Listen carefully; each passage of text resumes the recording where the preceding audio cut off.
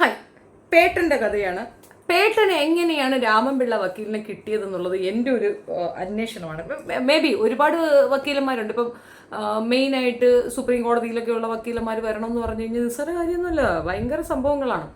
പേട്ടൻ എങ്ങനെ അവിടെ പോയി ഒപ്പിച്ചു എന്നുള്ളതാണ്. ആ ലിങ്കാണ് ഞാനൊന്ന് ഓപ്പൺ അപ്പ് ചെയ്യുന്നത്. ആക്ച്വലി ഇയാളൊരു സംഘിയാണ്, സംഘി വക്കീലാണ്. ശംഖി ബന്ധങ്ങളാണ് പുള്ളിയെ അവിടേക്ക് കൊണ്ടെത്തിച്ചത്. ഈ ഇടയ്ക്ക് നിങ്ങൾ കണ്ടിരുന്നോ, സുരേഷ് ഗോപിയുടെ അടുത്തൂടെ കിടന്ന് കുത്തിത്തിരുമ്പി അങ്ങനെ കയറി പോകുന്നുണ്ടായിരുന്നു. ഇപ്പൊ റീസെന്റ് പറഞ്ഞ ഒരു കാര്യം ആരോ മമ്മൂട്ടി നന്നായി സഹായിച്ചു എന്നാണ്. മമ്മൂട്ടി കാശ് വല്ലതും കൊടുത്തോ ഇല്ലയോ എന്ന് എനിക്കറിയത്തില്ല. അതിൻ്റെ അല്ലാതെ വേറെന്ത് സഹായമാണ് മമ്മൂട്ടി ചെയ്തിട്ടുണ്ടാവുക പറയാൻ പറ്റത്തില്ല. ഇതൊക്കെ ബ്ലാക്ക് മെയിൽ ചെയ്ത് ചെയ്യിപ്പിച്ചാലും ചെയ്യിക്കുമായിരിക്കാം, എന്തോ.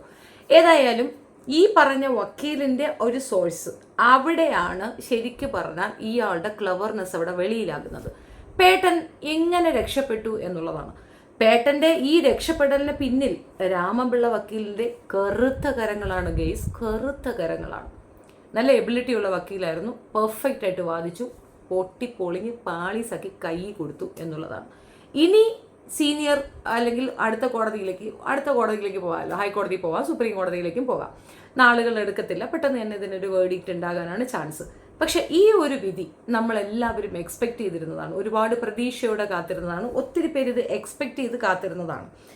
ഞാൻ ഇതിനകത്ത് ഇപ്പം ഈ വിഷയം എടുക്കാൻ കാരണം ഇതിൽ ഒരു സ്ത്രീ വന്നൊരു കമൻറ്റ് പറയുന്നുണ്ടായിരുന്നു. ആരാണെന്ന് എനിക്കറിയത്തില്ല. അവർക്ക് ഭയങ്കര വിഷമം തോന്നിയിട്ട് ഭയങ്കര വികാര വിക്ഷോഭത്തോടു കൂടി ഒരു കാര്യം അവതരിപ്പിക്കുന്നുണ്ട്. നമുക്കതൊന്ന് കേൾക്കാം. ജനാധിപത്യ രാജ്യമാണ് ഇന്ത്യ. ജനാധിപത്യ രാജ്യത്തിൽ ജനങ്ങൾക്കപ്പുറമേ ജുഡീഷ്യറിയും ഏതൊരു സംവിധാനവുമുള്ളൂ. ജനങ്ങളാണ് രാജാക്കന്മാർ. ജനങ്ങൾ പ്രതികരിക്കണം. അപ്പൊ ഇവിടുത്തെ സ്ത്രീ സംഘടനകളൊക്കെ എവിടെ പോയി? ഇവിടെ ഒരുപാട് സ്ത്രീ സംഘടനകളുണ്ടല്ലോ, എവിടെ പോയി? ഇന്ന് ഇവിടെ വന്നോ? ആരെങ്കിലും വന്നോ? ഇനി അമ്മയുടെ തലപ്പത്ത് ആരാ ഇരിക്കുന്നേ? അവരെങ്ങനെ ആ സ്ഥാനത്ത് എത്തിയത് എങ്ങനെയാ? ഈ അതിജീവിത ശബ്ദമുയർത്തി ഇതുപോലെയുള്ള പ്രശ്നങ്ങൾ നിരന്തരമായി ഇൻഡസ്ട്രിയിൽ നടക്കുന്നു എന്ന് ചൂണ്ടിക്കാണിച്ച് ഇവർ സധൈര്യം ജീവന ഭീഷണിയായിട്ട് പോലും നിന്നു. അതിന്റെ കൂടെ നീതിയുക്തിയായ ഒരു അഭിഭാഷകയും, ഈ അഭിഭാഷക ഇല്ലായിരുന്നെങ്കിൽ അവർ എങ്ങനെ നിൽക്കുമായിരുന്നു എന്ന് നിങ്ങൾ ചിന്തിച്ചിട്ടുണ്ടോ?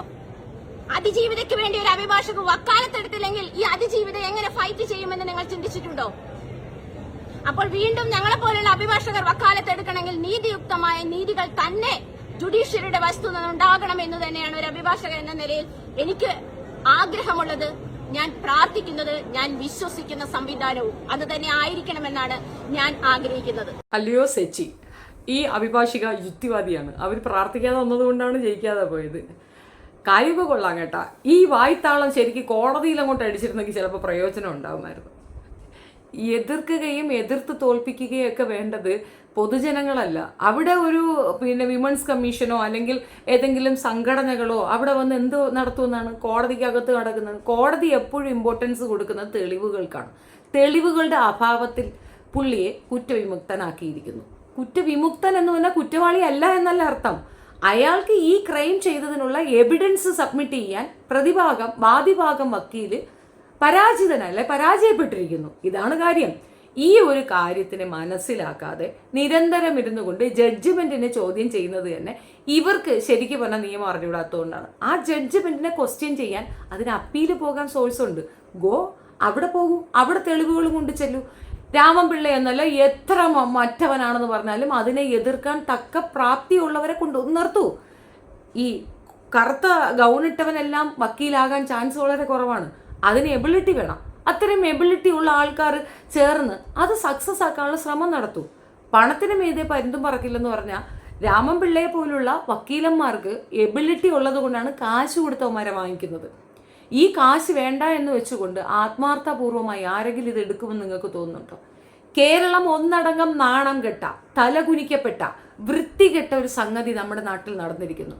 ഈ നാട്ടിൽ നടന്ന ഈ ഒരു വൃത്തികേടിനെതിരെ ഇപ്പൊ ഇവർ പറഞ്ഞത് കേട്ടുകൊണ്ട് 10 പേര് വാളെടുത്തിട്ടുണ്ടെങ്കിൽ കലാഭവനത്തിന് ഈ സ്ത്രീ അകത്തു പോകും.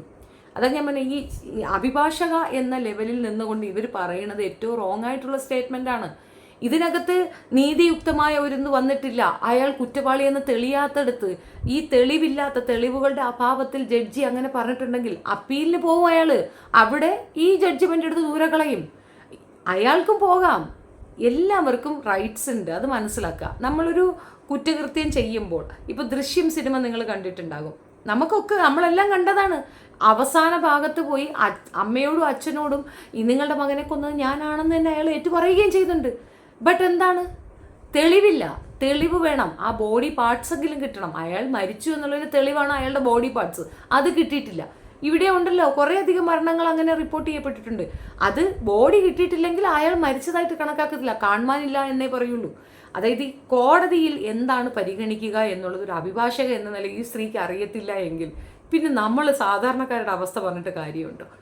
ഇതിനകത്ത് പൂർണ്ണ പരാജയമായത് TP മിനിയാണ്. ആ സ്ത്രീക്ക് ഇത് വാദിക്കാനുള്ള എബിലിറ്റി ഇല്ലായിരുന്നു. അതൊരു തിരിച്ചറിവാണ്. അത് നിങ്ങൾ മനസ്സിലാക്കുക. അവർക്ക് വേണ്ടിയിട്ട് ഇരയ്ക്ക് കൊടുക്കുന്ന ഒരു കൺസിഡറേഷൻ വക്കീലിന് കൊടുക്കരുത്. സത്യത്തിൽ രണ്ട് പൊട്ടിക്കേണ്ട സ്ത്രീയാണ്. തന്നെ കൊണ്ടാകാത്തൊരു കാര്യം അവരെന്തിന് ഏറ്റെടുത്തു?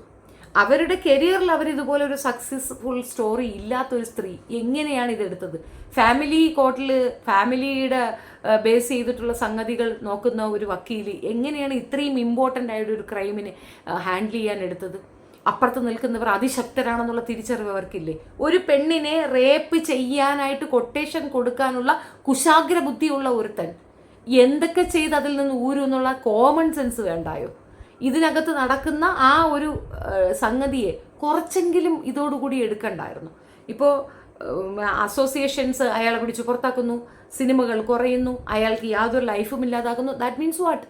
അയാൾ മൗനമായിട്ടിരുന്നു, പതുങ്ങിയിരുന്നു, പാഞ്ഞു, അത്രേ ഉള്ളൂ. തീർന്നിറങ്ങി ഉടനെ അയാൾ പറഞ്ഞു കേട്ടില്ലേ, 9 വർഷം നീയൊക്കെ സംസാരിച്ചു, ഇനി ഞാൻ സംസാരിക്കും. നീ ഒരു ഞൊണ്ണയെ സംസാരിക്കൂലടാ, അക്കാര്യം പറഞ്ഞാൽ എനിക്ക് കലി വരും. നീ ഇനി ഞൊണ്ണ സംസാരിച്ചുകൊണ്ടെന്ന് നീ ഇടി വാങ്ങിക്കും, അത്രയേ ഉള്ളൂ. സാധാരണ സിനിമാക്കാർ, പണക്കാർ എന്നൊക്കെ കൺസിഡർ ചെയ്യുന്ന മനുഷ്യരെ പോലെയല്ല അതൊന്നും ഇല്ലാത്ത മനുഷ്യരുണ്ട് ഇവിടെ. പണത്തിനോ അധികാരത്തിനോ നിന്റെ ഒരു ധാർഷ്ട്യത്തിനോ പട്ടി വില പോലും കൊടുക്കാത്ത മനുഷ്യർ ഇപ്പുറത്തുണ്ടെന്നുള്ളത് തിരിച്ചറിവായിക്കോണം, മനസ്സിലാക്കിക്കോ. അവളായതുകൊണ്ടാണ്. ഞാനാണെങ്കിൽ പില്ല്, എന്നെ കൊണ്ടൊന്നും പറയരുത്. ഇതിനൊക്കെ ഒറ്റ മറുപടിയുള്ളതെന്ന്, ഒറ്റ മറുപടി, ചമ്പൽ റാണി സ്റ്റൈൽ. 40ഓളം പേര് ചേർന്നു ഠാക്കൂർ റാണിയെ ബലാത്സംഗം ചെയ്യുന്നു. 13 വയസ്സിൽ കല്യാണം കഴിച്ചു കൊടുത്ത് ഭർത്തർ വീട്ടിൽ അതിപീഡനം അനുഭവിച്ച് വീട്ടിലേക്ക് തിരിച്ചു വന്ന പെണ്ണിൻ്റെ, ചെറിയ പെണ്ണിൻ്റെ ആ ശരീരത്തിൽ ഠാക്കൂറന്മാർക്ക് കാമാസക്തി തോന്നി. 40 പേരാണ് ആ കുട്ടിയെ റേപ്പ് ചെയ്തത്. 40 പേര്. അവൾ തകർന്നില്ല, പോയി ചാകാൻ പോയില്ല, കരഞ്ഞില്ല, കോടതി മുറിയിലേക്ക് പോയി നിന്നുകൊണ്ട് മോങ്ങാൻ പോയില്ല. തോക്കെടുത്ത് പട്ടയെ പൊട്ടിച്ചു. 40 എണ്ണത്തിനെ വീട്ടിൽ കയറി പൊട്ടിച്ചു. അങ്ങനെ ചെയ്യേണ്ടത്. അതാണ് അതിൻ്റെ മറുപടി. ചമ്പൽ റാണി അതുകൊണ്ടാണ് പ്രസിദ്ധി നേടിയത്. ചമ്പൽ റാണി ശക്തിയുടെ പര്യായമാണ്. സ്ത്രീകളെ എപ്പോഴും, പണ്ട് ഒരു സിനിമയിൽ കേട്ട ഒരു പാട്ടാണ്, സിനിമാക്കാരായതുകൊണ്ട് തന്നെ ആ പാട്ട് പാടുന്നത്, ഈ സീതയ്ക്ക് ഇവിടെ വലിയ കോയിലൊന്നും കെട്ടി ആരും ആരാധിക്കാറില്ല. എന്ന് വെച്ചാൽ ആണിനടങ്ങിപ്പോകുന്ന ആണടക്കമുള്ള കുലസ്ത്രീക്കൊന്നും വലിയ കോവിലൊന്നും വരാറില്ല. അങ്ങനെ ഒരു കോവിൽ വന്നാൽ, ഒരു അമ്പലം വന്നാൽ അത് രാമൻ്റെ കൂടെ നിൽക്കുന്ന ഒരു അമ്പലമായിരിക്കും. പക്ഷെ കണ്ണകിക്കുണ്ട് സംഗതി. നമ്മുടെ ഇവിടെ ഉള്ളതും കണ്ണകിയാണ് എന്നാണ് വെപ്പ്. ആറ്റുകാലമ്മയും കണ്ണകിയാണെന്നാണ് വെക്കുന്നത്. കണ്ണകി മധുര ചുട്ടഴിച്ചിട്ട് കയറി വന്നപ്പം ആ 6 കിടന്ന് വന്നപ്പം തണുത്തു, അങ്ങനെ അവിടെ കൊണ്ടിരുത്തി എന്നാണ് വിശ്വാസം. അപ്പോൾ കണ്ണകിക്ക് തന്നെയുണ്ട്. കണ്ണകിക്ക് ശില എങ്ങനെ വന്നു, കണ്ണകി എങ്ങനെ ആരാധിക്കുന്നു? ശക്തയായ പെണ്ണുങ്ങളെ ആളുകൾ റെസ്പെക്റ്റ് ചെയ്യും. ഇപ്പോൾ പാർവതിയേക്കാൾ റെസ്പെക്റ്റ് കിട്ടുന്നത് ശക്തിക്കല്ലേ? എന്തുകൊണ്ടാണ്?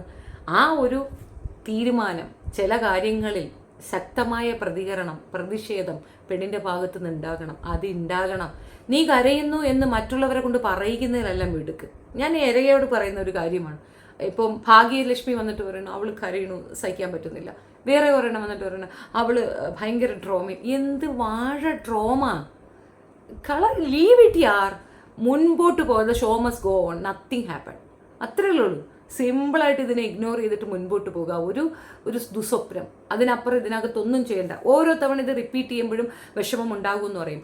ഈ വിഷമം ഉണ്ടാകുന്നതിൽ നിന്ന് ഓവർകം ചെയ്യാൻ നീ പഠിക്കുന്നിടത്ത് നീ ജയിച്ചു എന്നാണ്. നീ വിരൽ ചൂണ്ടിയവരൊക്കെ കുറ്റക്കാർ തന്നെയാണ്. അവർ രക്ഷപ്പെട്ടത് നിയമത്തിൻ്റെ മുന്നിലാണ്. ദൈവത്തിൻ്റെ കോടതിയിൽ അവർക്ക് പണിഷ്മെൻ്റ് ഇവിടെ വെച്ചിട്ടുണ്ട്. അത് ഉടനെ ഉണ്ടാകും.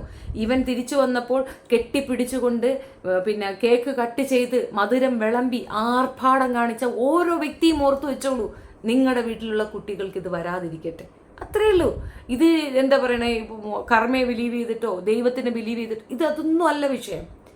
ബേസിക്കലി നമ്മൾ എന്താണോ പറയാൻ ഉദ്ദേശിക്കുന്നത്, എന്താണോ ചെയ്യാൻ ഉദ്ദേശിക്കുന്നത്, അതിൽ നിന്ന് വഴിതിരിഞ്ഞു പോവുകയാണ് ചെയ്യുന്നത്. ഇതിലെ ഏറ്റവും വലിയ കെടുകാര്യസ്ഥത നടത്തിയിരിക്കുന്നത് വാദിഭാഗമായിട്ടുള്ള ഈ പറയുന്ന വക്കീലിൻ്റെ കെടുകാര്യസ്ഥതയാണ്. അവരിത് കറക്റ്റായിട്ട് കൊണ്ടുവന്ന് എത്തിക്കാൻ പറ്റിയില്ല. അവർക്കിത് എക്സിക്യൂട്ട് ചെയ്യാൻ പറ്റിയിട്ടില്ല. അപ്പുറത്ത് നിൽക്കുന്ന വക്കീൽ തലങ്ങും വിലങ്ങും നമ്മളുടെ അടുത്ത് പല രീതിയിലും പറയും. ഇപ്പോൾ ഒരു റേപ്പ് കേസിന്റെ വിചാരണയുടെ ഒരു ഇത് തരാം, ഞാൻ ഒരു പ്രമോ തരാം. ഒരു വിഷയം എന്നു ഇപ്പം നമ്മളെ ചോദ്യം ചെയ്യുകയാണ്, ഓപ്പോസിറ്റ് ഇരിക്കുന്ന ആൾ വക്കീലൊന്ന് ചോദിക്കുന്നതാണ്, നിങ്ങളെ അവർ റേപ്പ് ചെയ്തു, ചെയ്തു, എങ്ങനെ ചെയ്തു, ഇൻസൾട്ട് ചെയ്തു, അപ്പോൾ നിങ്ങൾക്ക് സുഖമുണ്ടായോ? സുഖമുണ്ടായി എന്നോ ഒരല്പം സുഖിച്ചു എന്നോ പറഞ്ഞാൽ കേസ് അവിടെ തീർന്നു. പിന്നെ അത് റേപ്പല്ല, because you are enjoying it. അതാണ് പോയിന്റ്. ആ ചെറിയ പഴുതിൽ കയറും. ആ ചോദ്യം ചോദിക്കുമ്പം നിന്റെ ദേഹത്തേക്ക് ആരെങ്കിലും എന്തെങ്കിലും കുത്തിക്കയറ്റിയാൽ സുഖിക്കുമോ എന്ന മറുചോദ്യം ചോദിക്കാൻ ആ പറയുന്ന ഇരയ്ക്ക് സാധിക്കണം, അല്ലെങ്കിൽ ഇരയുടെ വക്താവായി നിൽക്കുന്ന അഭിഭാഷകയ്ക്ക് സാധിക്കണം. അതാണ്. അങ്ങനെ അവിടെ ചോദ്യങ്ങൾ വരാം. അപ്പോൾ നിന്റെ നാക്കിൽ ഇത് വരണമെന്ന് പഠിപ്പിച്ചു വേണം അവിടെ അളവിടാനായിട്ട്. അവിടെ ഇമോഷനല്ല, ബ്രെയിനാണ് വർക്ക് ചെയ്യേണ്ടത്. ഇമോഷൻസിന് കോടതി മുറിയിൽ ഒരു കാര്യമില്ല. അത് മനസ്സിലാക്കുക എന്നുള്ളതാണ്. അവിടെ ഒരു ഇമോഷനും കൊണ്ടുപോകരുത്. Use your brain. അതവിടെ കൃത്യമായി വർക്ക് ചെയ്തില്ല എങ്കിൽ നിങ്ങൾക്കിത് മുന്നോട്ട് കൊണ്ടുപോകത്തില്ല. ഒരു നിസ്സാര കാര്യം വന്നാലും ഒരു വലിയ കേസ് വന്നാലും ഒക്കെ 10 വട്ടം തിങ്ക് ചെയ്യുന്നത് എന്തുകൊണ്ടാണെന്നറിയാം. ഇത് കോടതിയിലേക്ക് പോയാൽ സക്സസ് ആകുമോ ഇല്ലയോ എന്ന് 10 വട്ടം ആലോചിക്കണം. അതിനാണ് നമ്മൾ ആദ്യം ഒരു അഡ്വക്കേറ്റിന്റെ അഡ്വൈസിന് പോകുന്നത്. സോ അവർ അഡ്വൈസ് ചെയ്യും, ഇത് കോടതിയിൽ വന്നാൽ ഇങ്ങനെ ആയിരിക്കും, you can handle it, we will do it. എന്തുകൊണ്ടാണ് അത് പറയുന്നത്? ആ തിരിച്ചറിവില്ലാത്തൊരു അഭിഭാഷകയാണ് ഇത് കൊളാക്കിയത്. ആ അഭിഭാഷക തന്നെയാണ് ഈ പ്രശ്നം. കൂടെ നിൽക്കുന്ന ഇപ്പോൾ അവൾക്ക് വേണ്ടി എന്ന് പറഞ്ഞുകൊണ്ട് മോങ്ങിക്കൊണ്ട് അവൾക്ക് ചുറ്റും നിൽക്കുന്നവരാണ് അവളെ ദുർബലപ്പെടുത്തുന്നത്. ഇതിനകത്ത് കരയേണ്ട ഒരു കാര്യവുമില്ല. കഴിഞ്ഞ 9 വർഷം അവർക്ക് കൊടുക്കാവുന്നതിൻ്റെ മാക്സിമം നിങ്ങൾ കൊടുത്തു കഴിഞ്ഞു. പണിഷ്മെൻ്റ് എന്ന് പറഞ്ഞാൽ എക്സ്ട്രീം ലെവലിൽ അവർ അനുഭവിച്ചു കഴിഞ്ഞു. അവൻ ഇനി ഏത് സദസ്സിൽ പോയാലും അവനൊരു അക്യൂസായേ ഓരോ പെണ്ണും കാണുള്ളൂ. ഏതെങ്കിലും ഒരു പെണ്ണ് മറിച്ച് കാണുന്നുണ്ടെങ്കിൽ പക്ക പ്രോസ്റ്റിറ്റ്യൂട്ടായിരിക്കും. അങ്ങനെ ഒരു സ്ത്രീക്ക് മാത്രമേ ഈ വൃത്തികെട്ട നരാധമനെ അംഗീകരിക്കാനും ന്യായീകരിക്കാനും സാധിക്കുകയുള്ളൂ. അല്ലാത്ത ഒരാൾക്കും ഇത്തരത്തിലുള്ള ചിന്താധാരയുള്ള ഒരുത്തനെ പോലും ന്യായീകരിക്കാൻ പറ്റത്തില്ല എന്നുള്ളതാണ്. ഈ ലോകത്തിൽ ഒരിടത്തും കാണാത്ത, ചരിത്രത്തിൽ എവിടെയും രേഖപ്പെടുത്താത്ത ഒരു വൾഗാരിറ്റി. നമ്മളൊക്കെ പുരോഗമനത്തിൽ കേരളം വ്യത്യസ്തമാണെന്ന് പറയുന്ന ഒരു നാടാണ്. മൊത്തം ഇന്ത്യയിൽ നിന്ന് വ്യത്യസ്തരാണ് കേരളമെന്ന്. ആ നാട്ടിന് അപമാനമാണ് ഈ നാറി. ആ നാടിനെ അപമാനിച്ചവനാണ്. അങ്ങനെ ഒരു വൃത്തികെട്ട കേസ്, ഇത്രയും ഇമ്പോർട്ടൻ്റ് ആയ ഒരു കേസ് വളരെ ലൈറ്റായിട്ട് എടുത്തത് ആരാണ് ഇതിൻ്റെ പിന്നിൽ നടന്നത്? എന്താണ് സത്യത്തിൽ ഈ പറയുന്ന ആളുടെ കയ്യിൽ നിന്ന് പൈസ വാങ്ങിയിട്ടുണ്ടോ എന്നുള്ളത് എൻ്റെ സംശയവും. നിങ്ങളുടെ അഭിപ്രായം കമൻറ്റിൽ പറയുക. സത്യത്തിൽ എനിക്ക് അങ്ങനെയാണ് ഫീൽ ചെയ്തത്. അല്ലെങ്കിൽ ഇത് ഇത്ര നിസ്സാരവൽക്കരിക്കത്തില്ല. ഇമോഷണലി വന്നിരുന്നുണ്ട്, കരഞ്ഞ് വിളിച്ച് കുറേ ഡയലോഗ്സ് ഒക്കെ പറയും. എന്താണ് നിങ്ങൾ ഉദ്ദേശിക്കുന്നത്? ഇത് നിങ്ങളെ തന്നെ കളിയാക്കുന്നതായിട്ട് നിങ്ങൾക്ക് തോന്നുന്നില്ല? ഐ ഫീൽ റിയലി ഭയങ്കര ദേഷ്യമാണ് വരുന്നത്. ആ അഭിഭാഷകയോട് എനിക്ക് വെറുപ്പാണ് വരുന്നത്. ആൻഡ് അവരെ അറേഞ്ച് ചെയ്ത പെണ്ണുങ്ങൾ ആരൊക്കെയാണെന്ന് ഓർത്ത് പാർവതി തിരുവത്ത് ഒരുപാട് ഇങ്ങനെ ഇടുകയാണ്, പോസ്റ്റുകൾ ഇടുകയാണ്. What are you saying? ഇതൊക്കെ പറഞ്ഞാൽ എന്ത് നടക്കും എന്നുള്ളതാണ്. ശക്തരായി മുന്നേറുക. എബിലിറ്റി ഉള്ള പെണ്ണുങ്ങൾ വരട്ടെ. നിങ്ങൾ സിനിമ പിടിക്കൂ, നിങ്ങൾ തനി പടയൊരുക്കൂ. എന്താ നിങ്ങളെ കൊണ്ട് പറ്റില്ലേ? നിങ്ങളെ കൊണ്ട് സാധിക്കണം. എബിലിറ്റി അവർക്കല്ല, അതിനേക്കാൾ 10 ഇരട്ടി നിങ്ങളിലുണ്ടെന്ന് നിങ്ങൾ തിരിച്ചറിയണം. എന്നിട്ട് നിങ്ങൾ തിരിച്ചടിക്കുന്നേ. ഇവരെല്ലാം ഉണ്ടെങ്കിൽ മാത്രമേ നിങ്ങളുള്ളൂ എന്ന് നിങ്ങൾ ചിന്തിക്കുന്നിടത്ത് തീർന്നില്ലേ? ഒരു ഉദാഹരണം പറയട്ടെ. ഈ ഫീൽഡ് എത്രത്തോളം ശൂന്യമാണ്, ഇതൊന്നും നത്തിങ് ആണെന്ന് കാണിച്ചു തന്ന ഒരാളാണ് സന്തോഷ് പണ്ഡിറ്റ്. 5 ലക്ഷം രൂപ കൊണ്ടാണ് അങ്ങേര് സിനിമ ഉണ്ടാക്കുന്നത്. അത് നെഗറ്റീവ് പോളിസിയോ നെഗറ്റീവ് ഇമ്പാക്റ്റോ എന്താണെന്ന് പറഞ്ഞാലും ആ രീതിയിൽ തന്നെ അത് ഓടിയില്ലേ. അതേപോലെ എബിലിറ്റിയുള്ള ഒത്തിരി പെണ്ണുങ്ങളുണ്ട് സൊസൈറ്റിയിൽ. അവരെല്ലാം നിങ്ങൾ ഒന്നിപ്പിക്കൂ, മെനക്കെടൂ. ആദ്യത്തെ കുറേ ദിവസങ്ങൾ നിങ്ങൾക്ക് കുറച്ച് പ്രോബ്ലംസ് ഉണ്ടാകും, പക്ഷെ സക്സസ് ഉണ്ടാകും 100%. കാലം കാത്തിരിക്കുന്ന ഒരു സംഗതിയാണത്, സ്ത്രീകളുടെ മുന്നേറ്റം. ഇനിയും നിങ്ങൾ ആരെങ്കിലും നിങ്ങളെ സപ്പോർട്ട് ചെയ്യുമെന്ന് കരുതിക്കൊണ്ടിരിക്കുന്നുണ്ടെങ്കിൽ നിങ്ങളെപ്പോലെ മന്ദബുദ്ധികൾ വേറെ ഇല്ലയെന്ന് ഞാൻ പറയും.